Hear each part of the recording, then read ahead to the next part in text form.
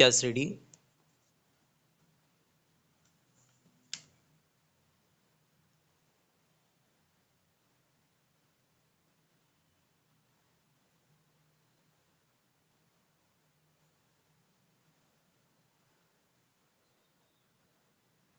Yes, ready. Start.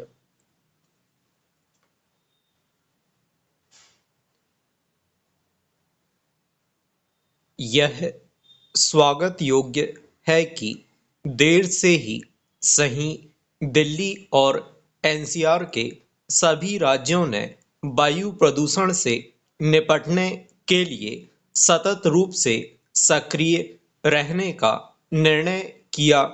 इसके सकारात्मक परिणाम निकलने चाहिए, पर ऐसा तब होगा जब दिल्ली संग एनसीआर के राज्य वास्तव में वर्ष भर वायु प्रदूषण की रोकथाम के लिए प्रयत्नशील रहेंगे।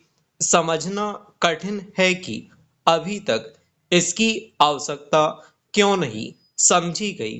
अभी स्थिति यह है कि जब वायु प्रदूषण सिर उठा लेता है, तब अलग अलग राज्य अपने स्तर पर उससे निपटने के लिए सक्रिय होते हैं। यह सक्रियता निष्प्रभावी ही रहती है। यह किसी से छिपा नहीं कि इन दिनों दिल्ली एनसीआर वायु प्रदूषण से त्रस्त है और उससे निपटने के लिए जो भी उपाय किए जा रहे हैं वे अपर्याप्त सिद्ध हो रहे हैं।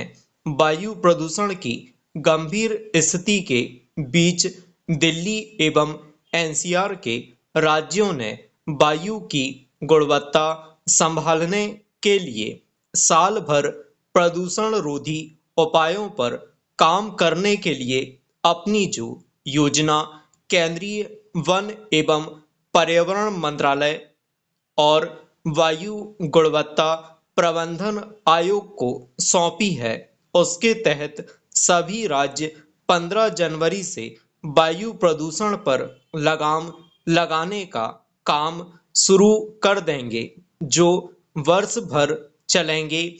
अच्छी बात यह है कि इन कामों की हर महीने समीक्षा होगी।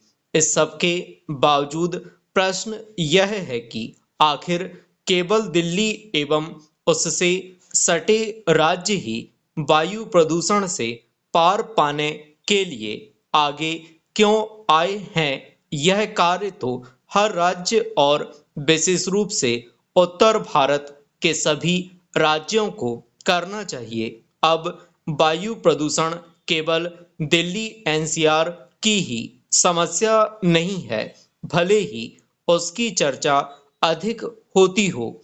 सच यह है कि अब सर्दियों में उत्तर भारत के करीब करीब सभी राज्य वायु प्रदूषण से ग्रस्त रहने लगे हैं। इसी कारण भारत की गिनती उन देशों में होने लगी है जहां की वायु सर्वाधिक प्रदूषित बनी रहती है।